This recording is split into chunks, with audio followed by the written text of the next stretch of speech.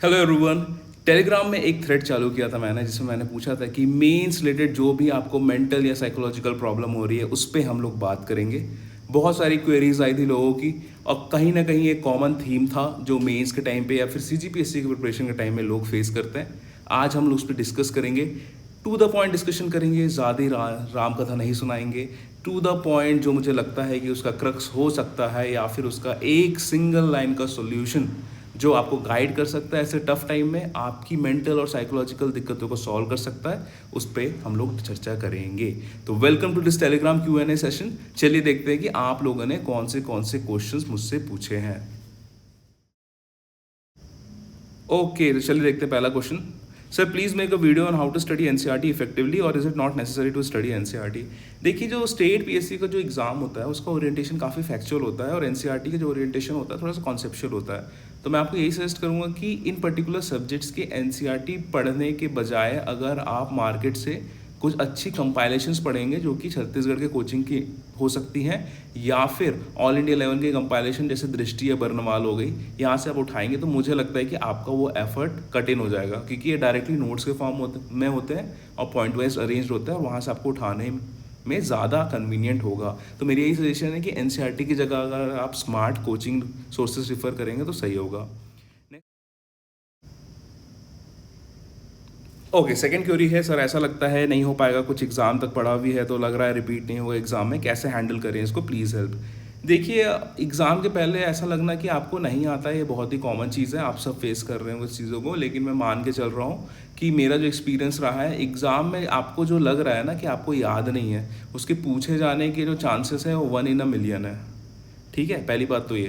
दूसरी बात ये कि अगर आपने बहुत ज़्यादा रिवीजन कर लिया है और अगर आपको ऐसा लग रहा है कि आपने रटा नहीं है, तो most of the time it's a good sign, क्योंकि चीज़ें आपके सबकॉन्शियस में बैठ चुकी है और जब वो क्वेश्चन आएगा तो आपको किक इन कर जाएंगे वो फैक्ट्स। सिमिलरली प्रीलिम्स में होता है, हमने पढ़ा नहीं है सोचते रहते हैं, लेकिन एग्जाम टाइम में ऑप्शन आने में समझ में आ जाता है। सिमिलरली मेंस एग्जाम में होगा, ऐसी फीलिंग आना इज़ वेरी नॉर्मल, लेकिन जब तक आप एग्जामिनेशन हॉल में नहीं पहुंचेंगे और आप खुद को सरप्राइज़ नहीं करेंगे कि आप कितना ज़्यादा रिटेन करके रखें, तब तक इसका सॉल्यूशन नहीं आएगा।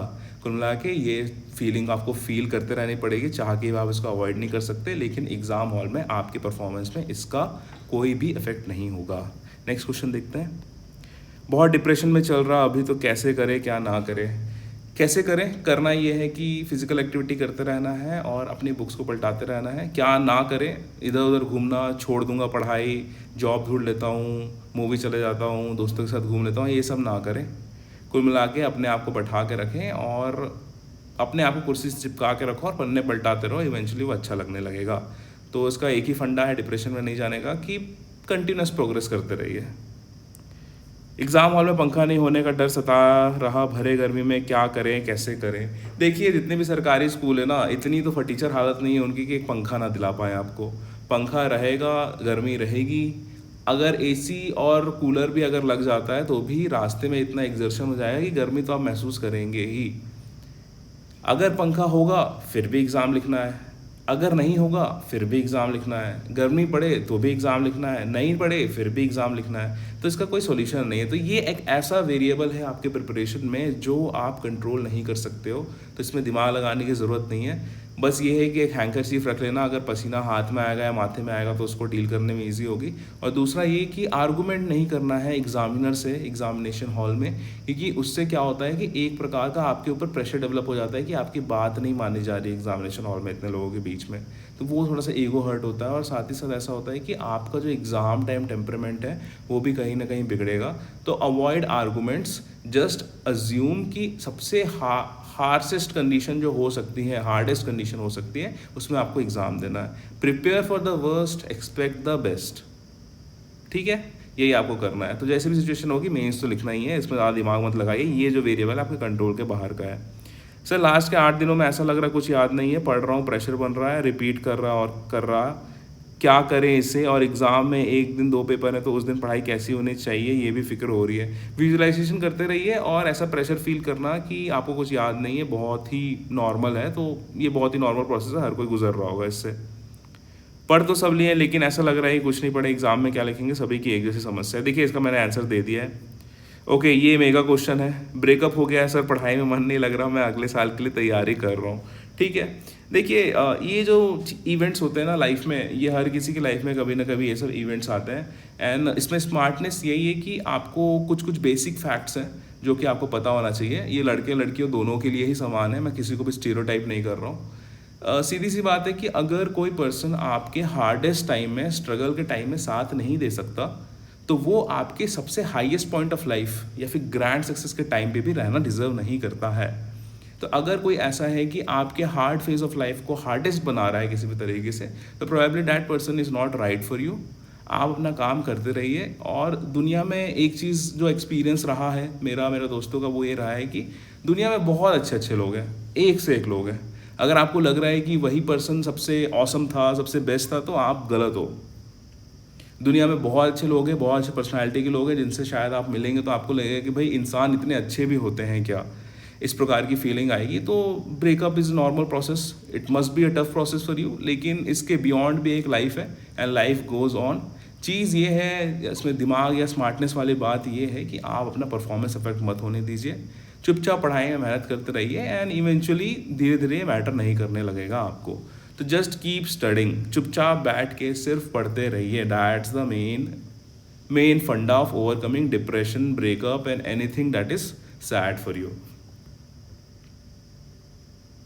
ओके, यहाँ ब्रो टू ब्रो कन्वर्सेशन चल रहा है, जो कि बहुत अच्छा लगा मुझे देख के। Same year, but I think this will be a turning point. ये केस होने के बाद तो मैं ज़्यादा कंसिस्टेंट फील कर रहा हूँ। तो अब इन्होंने डॉट करके भेजा है, तो आई कैन नॉट सी क्या नाम क्या है। तो जो भी डॉट पर्सन है और जो मनीष है, you two are best friends now. आप लोग एक दूसरे को कंधा दे सकते हैं and you can talk about your feelings. Inbox कर लेना, डीएम कर लेना एंड रगड़ के पढ़ना दोनों मिलके। ओके सर, पढ़ना चाहते हैं पर सेल्फ मोटिवेशन नहीं पा रहा, इस प्री एग्जाम के बाद कंटिन्यूटी मेंटेन नहीं कर पा रहे हैं, प्लीज़ हेल्प मी। देखिए, कंटिन्यूटी के 2-4 क्वेश्चन और आए हुए हैं। तो कंटिन्यूटी का जो फंडा है ना, सिंपल स्ट्रेट फॉरवर्ड है। जो एटॉमिक हैबिट्स बुक है जेम्स क्लियर की, जिसकी फ़ोटो से पहले डाला करता था, उसमें बहुत ही एक सिंपल फंडा दिया हुआ है कि जो सिस्टम होता है वो मोटिवेशन से ज़्यादा लॉन्ग लास्टिंग होता है। मतलब अगर मैं आपको मोटिवेट कर रहा हूँ इस वीडियो से, तो ये मोटिवेशन 15 मिनट, 1 दिन, 2 दिन से ज़्यादा का नहीं होगा। लेकिन अगर आपने एक सिस्टम बना लिया है कि मुझे 12 बजे से 2 बजे तक पढ़ना है, शाम को 7 से 9 बजे तक पढ़ना है, तो that will be more effective in long run. तो आपको कंसिस्टेंसी ऐसे मेंटेन करना है आयशा कि what you have to do is कि आपको स्मॉल स्टार्ट करना है और कंसिस्टेंट स्टार्ट करना है। आज से ये डिसाइड कर लो कि जैसे अगर मान लो यार वीडियो में सुबह डाल देता हूँ, तो 10 से 12, सुबह 10 से 12 में पढ़ूंगी, कुछ नहीं देखूंगी, फ़ोन वोन सब साइड में फेंक के मैं पढ़ूंगी। इतना कर लो तो वो 2 घंटे के बाद जब आप 12 बजे जो फील कर रहे होगे ना, वो आपको और मोटिवेट करेगा 1 से 3 फिर पढ़ने के लिए। तो स्टार्ट स्मॉल, स्टार्ट कंसिस्टेंट। भले ही 1 घंटा पढ़ो, लेकिन डिसाइड कर लो कि आज शाम को 7 से 8 तक पढ़ना है तो पढ़ना है, वो कर लो। दैट्स इट, इससे ज़्यादा करने की ज़रूरत नहीं है। This is the key to consistency. एक टाइम डिसाइड कर लो और एक सिस्टम बना लो। सर, पढ़ते टाइम कंटिन्यूसली थॉट्स आते हैं कि नहीं हुआ तो क्या करेंगे, इससे फिर कंसिस्टेंटी मेंटेन नहीं हो पाती। तो इसका सबसे बेस्ट जो मेथड है मेरे पास, वो है कि पोमोडोरो टेक्निक फॉलो करो। 25 मिनट का आप टाइमर सेट कर लो और उस टाइम आप पूरा फोकस अपने बुक्स में करो, कहीं और मत करो। यूजुअली क्या होता है, जब आप इनडेफिनेट सिटिंग करते हैं ना, 1-1.5 घंटे, 2 घंटे, 3.5 घंटे की, तो ये आपका दिमाग उसके बाद फोकस नहीं रह जाता और वो इधर उधर की चीज़ सोचता है। तो शॉर्ट स्पेल में पढ़िए, पोमोडोरो टेक्निक फॉलो करिए। अगर आपको थोड़ा सा ज़्यादा जानना है इस पर्टिकुलर टॉपिक के बारे में, तो आप डीप वर्क करके एक बुक है कार्ल न्यूपोर्ट की, वो अमेजन से मंगा लो। वो आपको सिखाया है किस प्रकार से अपने आप को फोकस रखना है। तो वो काफ़ी हेल्प की थी उस बुक ने मेरी, तो आप भी इसको रेफर कर सकते हैं। सर, प्रिपरेशन के दौरान लोनलीनेस से कैसे डील करें? This is very very very good question. Success is a lonely road. Specially अगर आप रूम में बैठ के पढ़ रहे हैं और 12-12 घंटे की सिटिंग दे रहे हैं, तो it becomes really really really very difficult to not feel lonely. ऐसा होता है, हर किसी के साथ होता है। जब आप जॉब में होते हैं, नए शहर में होते हैं, फॉर एग्जांपल अगर आप बिलासपुर से हैं और आपकी पोस्टिंग सुकमा में हो गई है, तो ऐसा एक टाइम में बिल्कुल भी बिलीव नहीं कर सकता कि आपको लोनली नहीं लगा होगा। तो लोनलीनेस इज़ समथिंग जो कि आपको प्रोडक्टिव बना सकती है at a time, but at the same time I would say कि कहीं ना कहीं वो आपके लॉन्ग टर्म के मेंटल हेल्थ के लिए ठीक नहीं है। तो find a friend, find a study group. कोई ऑनलाइन मीडियम से हो सकता है, ऑफलाइन मीडियम हो सकता है, कि जो भी समाज है, समाज के लोग हैं, उनके साथ हैंग आउट करिए। हो सके तो शॉपिंग करने जाइए, हो सकता है तो शाम को बस निकल जाइए घूमने के लिए, कुछ नाश्ता करके आ जाइए।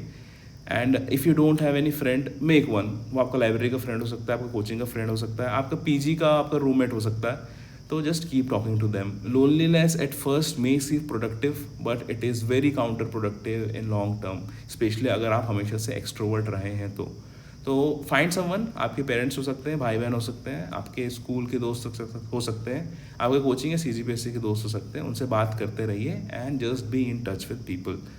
एंड अगर आपको बहुत ज़्यादा लोनली लग रहा है तो हमारे चैट ग्रुप है, it can help you in veg.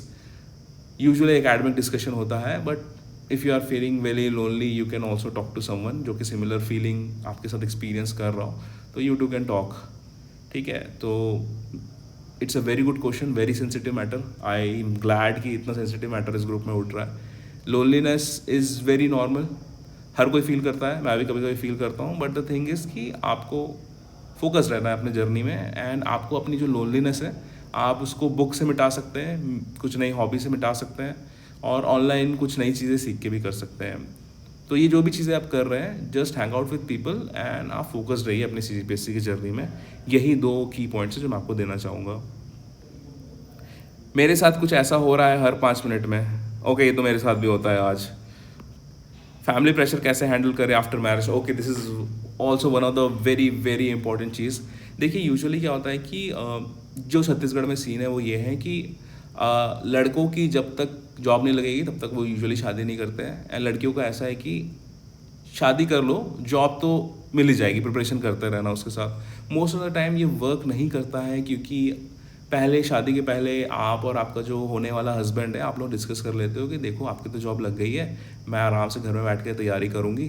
लेकिन यूजुअली क्या होता है कि अगर आप जॉइंट फैमिलीज़ में रह रहे हैं, स्पेशली अगर आप जॉइंट फैमिलीज़ में रह रहे हैं जहाँ पे आपके इन लॉज आपके साथ रहते हैं, तो इट बिकम्स थोड़ा सा डिफिकल्ट, बिकॉज आपके इन लॉज एक्सपेक्ट करते हैं एक बहू को to be a part of family now, to help in the different works, to help in the decision making, परिवार के साथ बैठ के कुछ काम करने के लिए, डिस्कशन करने के लिए, चाय नाश्ता करने के लिए, दे एक्सपेक्ट यू। इसके कारण क्या होता है कि आपका जो वैल्यूबल टाइम होता है, जो आपको लगता है कि अभी मेरा पढ़ने का मूड है लेकिन रिलेटिव्स आ गए हैं, मुझे ससुराल जाना है, उनके पैतृक गाँव में जाना है, तो दिस बिकम्स रियली डिफिकल्ट। तो इसका जो सोल्यूशन है, फैमिली प्रेशर कैसे हैंडल करें आफ्टर मैरिज, तो इसका जो एक ट्रम्प कार्ड होता है वो ये होता है कि योर हस्बैंड, कि आपका हस्बैंड कितना कोऑपरेटिव है। टॉक टू योर हस्बैंड, उनको बताइए कि ऐसे सिचुएशन है, मैं थोड़ी पढ़ नहीं पा रही हूँ, तो वो बात करेगा अपने इन-लॉज से।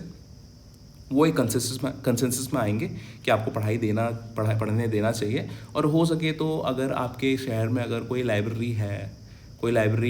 ऐसी जगह है जहाँ पे आप घर से बाहर निकल के पढ़ सकते हैं without having any major issue. क्योंकि शादी के बाद फिर ससुराल वाले बोलेंगे, सास ससुर बोलेंगे कि यार हमारी बहू तो दिन भर घर के बाहर रहती है। तो वो चीज़ जो है, वो कॉन्फिडेंस जो है, वो आप और पति दिलाएंगे अपने इन लॉज को। तो ये करिए कि अगर हो सके तो just get out of your house and study in some library और समथिंग, क्योंकि वहाँ पे आपको बॉदर करने वाला कोई नहीं होगा। और ऐसे अचानक से कोई मेहमान आ गए तो उनके जो कर्टसी का जो पालन है, वो उस चीज़ से आप थोड़ा सा बच जाएंगे और फोकस कर पाएंगे। तो मेरी यही एडवाइस है कि टॉक टू योर हस्बैंड। अगर आप सो कॉल्ड न्यूक्लियर फैमिली में हैं, अपने पति के पोस्टिंग वाले एरिया में है, या जहाँ वो जॉब करते हैं वहाँ पर आप दोनों की फैमिली है, तब तो आप दिन भर पढ़ सकते हैं जब वो जॉब में चले जाए। अगर आपके इन लॉज साथ में, तो आप और आपके पति कन्विंस करिए उनको, बताइए कि क्या क्या सिचुएशन है, किस प्रकार से आप पढ़ सकते हैं, किस प्रकार से आप आगे बढ़ना चाहते हैं, तो ये कर दीजिए। तो आप और आपके पति मिलके एक अच्छे से डिसीजन करिए, और जहाँ पे इन लॉज को कन्विंस करने वाला पोर्शन है वो करिए। तो मेरे ख्याल से you will be able to handle your family pressure effectively even after marriage. तो ये करके देखिए। इमोशनल बैलेंस कैसे रखें, थॉट प्रोसेस को वेल अरेंज कैसे करें कि क्वेश्चन को डिजायर्ड आंसर ही लिख सकें, हवाबाजी ना हो। हवाबाजी, ओके। Last but not the least, exam hall के कंडीशन का हमारे परफॉर्मेंस में ड्रास्टिक फर्क ना पड़े, उसके लिए कैसे मेंटल कंडीशनिंग होनी चाहिए। पहला, इमोशनल बैलेंस कैसे बनाए रखें। याद रखिए कि there is something more important than your emotions right now. The same goes for the breakup guy, dot and Manish, दोनों को सेम ही एडवाइस है मेरी कि इमोशनल बैलेंस आपके रिजल्ट से ज़्यादा इंपॉर्टेंट नहीं है। तो रिजल्ट को फोकस में रखिए, इमोशनल बैलेंस अपने आप हो जाएगा। साथ ही साथ अगर आप लोनली फील कर रहे हैं तो talk to a friend. Thought process को वेल अरेंज कैसे करें कि क्वेश्चन का डिजायर्ड आंसर ही लिख सके, हवाबाजी ना हो। देखिए, वो क्वेश्चन पे डिपेंड करेगा। अगर आपको पूछ रहा है कि बहुत ही टिपिकल फैक्चुअल क्वेश्चन है तो वहाँ पे हवाबाजी तो करनी पड़ेगी। लेकिन बहुत ही कॉमन क्वेश्चन है, for example tell about the significance of Sirpur, तो इस प्रकार का जो कॉमन क्वेश्चन है उसमें आप थोड़ा सा रुक के, हार्डली 2 सेकंड रुक के विजुलाइज करके आप फ्रेम करके उसको लिख सकते हैं पेपर में। Last but not the least, exam hall की कंडीशन का हमारे परफॉर्मेंस में ड्रास्टिक फर्क ना पड़े उसके लिए एक ऐसी मेंटल कंडीशनिंग होनी चाहिए। द पावर ऑफ विजुअलाइजेशन मैंने आपको पहले ही बताया। जो F1 ड्राइवर्स होते हैं वो इतने स्पीड में ड्राइव करते हैं कि उनको ट्रैक को पूरा विजुलाइज करना पड़ता है कि किस साइड राइट टर्न लेंगे, किस साइड लेफ्ट टर्न लेंगे। सिमिलरली आप अपने आप को विजुलाइज करिए कि अगर हॉल में पंखा नहीं है, टू दैट पंखा गाय, पंखा नहीं है तो कैसे करना है, गर्मी है तो कैसे करना है, फैमिली है तो कैसे करना है, अगर झगड़ा हो गया तो कैसे करना है। तो अपने आप को हमेशा विजुलाइज करवाते रहिए कि किस प्रकार से वर्स्ट केस सिनेरियो में आप परफॉर्म करेंगे। ठीक है, तो ये चीज़ें आप ध्यान में रखिए और चीज़ें हो जाएंगी।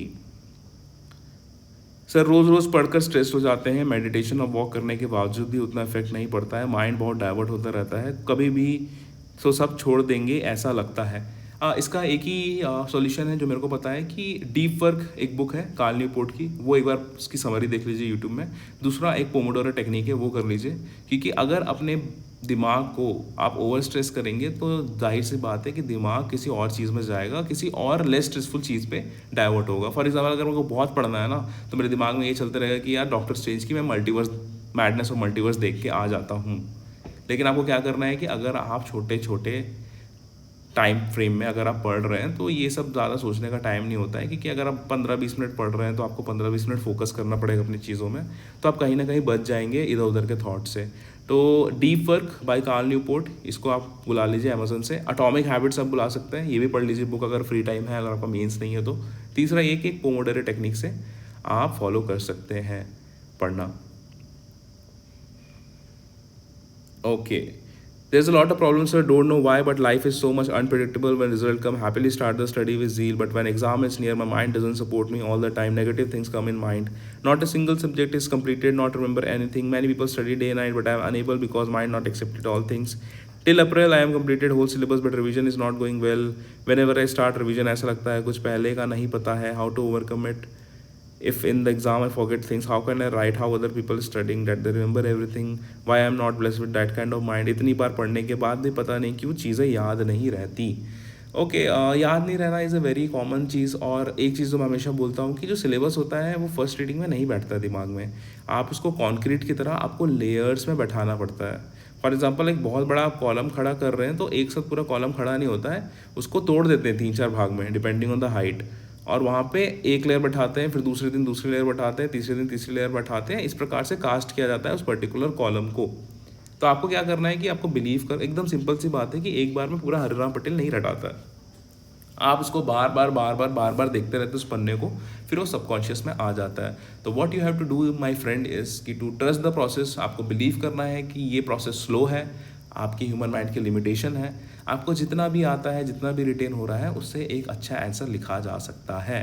बिलीव करिए अपने एग्ज़ाम टाइम वाले माइंडसेट और टेम्परामेंट पे, और ये बिलीव करिए जितना आपने पढ़ लिया है मोर देन इनफ है। अगर कम पड़ेगा तो मैं कुछ ना कुछ करके वहाँ पे जुगाड़ कर लूँगा या कर लूँगी।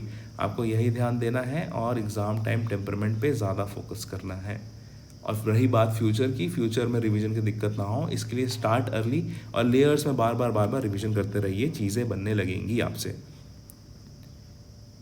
लास्ट क्वेश्चन जो है यहाँ पे वो ये है कि सर कंटिन्यूसली हर दिन नया टॉपिक पढ़ता रहता है और पढ़े हुए को रिटेन भी रखना है, कुछ नए पढ़े उसके क्वेश्चन लगाए तो कॉन्फिडेंस तो बढ़ जाता है, पर फिर से एक नया टॉपिक जो पूरा नया है उसको पढ़ने और उसमें कॉन्फिडेंट फील करने के लिए कैसे मोटिवेटेड रहे हमेशा न्यू टॉपिक को, चैलेंज को। Thank you sir. सिलेबस उठाइए एंड जो भी आपका टॉपिक होता रहता है उसको आप काटते जाइए, तो इवेंचुअली 5 दिन में आपको दिखेगा 3 टॉपिक कटे हैं, 10 दिन में दिखेगा 6। सिमिलरली आप करते जाएंगे तो 1 महीने में ऑलमोस्ट पूरा सिलेबस कट जाएगा।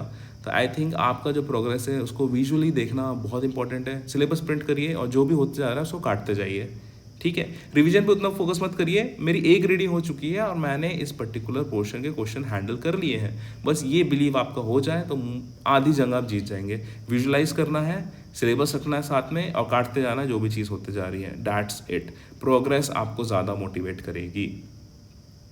इतनी ही चीज़ें हैं शायद। सर आपका वीडियो देखकर मैंने ओनली मेंस की क्लास ज्वाइन कर ली है, बट सर वहाँ भी नोट्स दे रहे हैं और आपने बुक लिस्ट भी बताई है। फॉर एग्जांपल मैंने दृष्टि की हिस्ट्री की बुक ले ली थी, बट अभी क्लास में भी नोट्स दे रहे हैं। क्लास नोट्स में 2-4 पॉइंट एक्स्ट्रा होते हैं तो कभी दृष्टि में पॉइंट्स एक्स्ट्रा होते हैं। अब समझ नहीं आ रहा है कि कैसे प्रेफर करूँ, दोनों साथ में पढ़ रहे हो तो बहुत टाइम लग रहा है, please advice me. I think अगर आपको लगता है कि either of these two source से आपके एक अच्छा आंसर फ्रेम हो जा रहा है, तो आई थिंक उससे ज़्यादा अच्छा कुछ भी नहीं है। किसी एक सोर्स को पकड़ लीजिए, आपको लगता है कि इससे मैं एक सेटिस्फैक्ट्री सो कॉल्ड आंसर लिख सकती हूँ, तो ट्रस्ट दैट सोर्स, दूसरा पढ़ने की ज़रूरत नहीं है। और अगर आपको लग रहा है कि यार दोनों का मिक्सचर करके पढ़ रही हूँ तो भी सही है। अगर आप किसी एक सोर्स को पूरा रट लीजिए और दूसरे सोर्स को एक सरसरी निगाहों से देखिए कि इसमें क्या नया दिया जा रहा है, ठीक है, इसमें क्या नया दिख रहा है, क्या यूनिक दिख रहा है, अगर ये इंपॉर्टेंट है, क्या ये बहुत ज़्यादा वैल्यू एडिशन करेगा मेरे आंसर में, इसको देख लीजिए। अगर मैं आपकी जगह होता तो दृष्टि की बुक को मैं अपना प्राइमरी सोर्स मानता और उसके ऊपर जो भी एडिशन करना है वो मैं अपने क्लास के नोट से करता, ठीक है, अगर मैं आपकी जगह होता तो। क्योंकि दृष्टि बहुत ही स्टैंडर्ड पब्लिकेशन है एंड किसी भी कोचिंग के नोट से मुझे लगता है कि वो ज़्यादा अच्छा कंपाइल करके रखे हैं और उनका बहुत फैक्चुअल है। तो अगर आप चाहें तो आप दृष्टि को प्राइमरी सोर्स कर लीजिए, उसमें से जितना रट सकते हैं रटिए, और उसके बाद अगर कोई रेलेवेंट चीज़ें हैं उसको आप ऐड कर सकते हैं अपने कोचिंग के नोट से। और दूसरी जो इंपॉर्टेंट टिप मैं आपको देना चाहूँगा कि इन दोनों में जो कॉमन चीज़ें हैं, फॉर एग्जांपल अगर इंडस वैली है तो उसमें जो सिटीज़ हैं उनके फीचर्स तो दोनों में आपके नोट्स में भी होंगे और दृष्टि में भी होंगे। तो आपको क्या करना है कि ये जो कॉमन एरियाज हैं उनको तो बहुत अच्छे से रट लेना है, क्योंकि दृष्टि वाला भी बोल रहा है कि ये इंपॉर्टेंट है, कोचिंग वाला भी बोल रहा है इंपॉर्टेंट है। तो ये करिए, किसी एक को प्राइमरी सोर्स बना दीजिए, उसको पूरा रट लीजिए और उसमें जो एडिशन है सेकेंड सोर्स से कर लीजिए। और दूसरा ये कि आपको ये करना है कि आपको बहुत अच्छे से जो इन दोनों पोर्शन में जो कॉमन चीज़ें दिख रही हैं सिलेबस के हिसाब से उनको बहुत अच्छे से तैयार करना है, ठीक है, बस इतना ही करिए। Good evening sir, I have a huge problem in maintaining consistency. मैंने बताया सिस्टम बना लो, रूटीन बना लो, start small but start regular, इतना ही पर्टिकुलर चीज़ें हैं। बाकी जो चीज़ें चल रही हैं शायद आपकी आपस की कन्वर्सेशन है। तो मेरा जो कुल मिला के यहाँ पे था कि आपका जो भी मेंटल या इमोशनल प्रॉब्लम हो रहा है सीजीपीएस से रिलेटेड उसको डील करने का जो कॉमन चीज़ें हैं जो हमने देखा वो ये है कि रिवीजन से रिलेटेड चीज़ें थी, फैमिली से रिलेटेड चीज़ें थी, रिलेशनशिप से रिलेटेड कुछ चीज़ें थी और साथ ही साथ कंसिस्टेंसी को मेंटेन करके कुछ चीज़ें थी। सबका सॉल्यूशन एक है, just sit down and study. अगर आपकी पढ़ाई हो रही है तो ये सब चीज़ें बिल्कुल मैटर नहीं करेंगी। अगर आपकी कंसिस्टेंसी ब्रेक हो रही है तो इवन आपका बॉटल का टेबल से गिर जाना भी आपको बहुत ज़्यादा इरिटेट करेगा।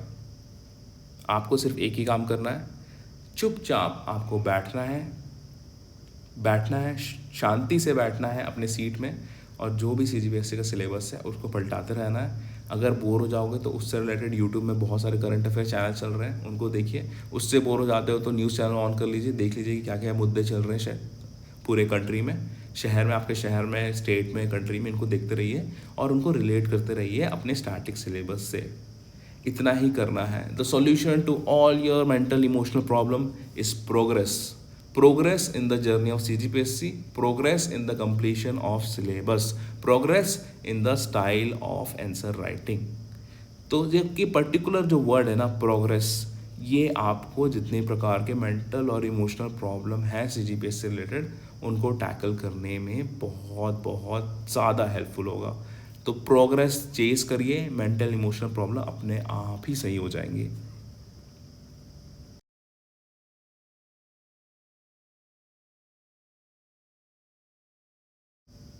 अगर आप CGPSC मेंस से रिलेटेड डिटेल स्ट्रैटेजी वीडियोस देखना चाहते हैं तो मेरी ये प्लेलिस्ट है स्टडी IIQ एजुकेशन, उसमें आप फॉलो कर सकते हैं। हर सब्जेक्ट, हर सेक्शन एक एक घंटा डील किया गया है with everything that is required for cracking CGPSC mains.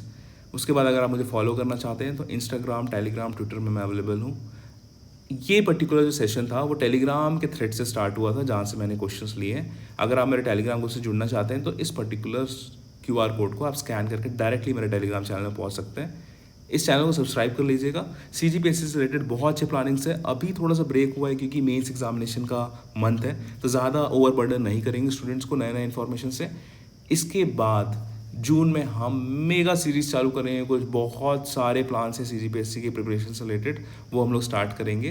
तो प्लीज़ सब्सक्राइब कर लीजिएगा चैनल को। आशा करता हूँ कि आपके जितने भी मेंटल या इमोशनल प्रॉब्लम रहेंगे होंगे CGPSC से, जो आप सब पूरी जो CGPSC कम्युनिटी है जो कभी ना कभी गुजरती है इन चीज़ों से, वो आपने पूछा मुझसे और मैंने अपने साइड से पूरे पोटेंशियल यूज़ करते हुए ट्राई किया है कि आपके जो सॉल्यूशन हैं उनके मैं चर्चा कर सकूं और आपके प्रॉब्लम्स का जो एक बहुत ही शॉर्ट, क्रिस्प और क्रिस्टल क्लियर जो सॉल्यूशन हो सकता है इस पर्टिकुलर सिचुएशन में, शायद आपको समझ में नहीं आ रहा हो अभी क्योंकि आप उस प्रोसेस से गुजर रहे हैं। मैं या फिर मेरे जैसे जितने भी टॉपर्स हैं वो सब उस प्रोसेस से कभी ना कभी गुजर चुके हैं, उन रेंज ऑफ इमोशन से गुजर चुके हैं, और हमें आशा करते हैं कि हमारे जितने भी शॉर्ट और क्लियर एडवाइसेस हैं वो आप इम्प्लीमेंट करेंगे, स्मार्टली काम करेंगे और अपनी CGPSC जर्नी में बने रहेंगे।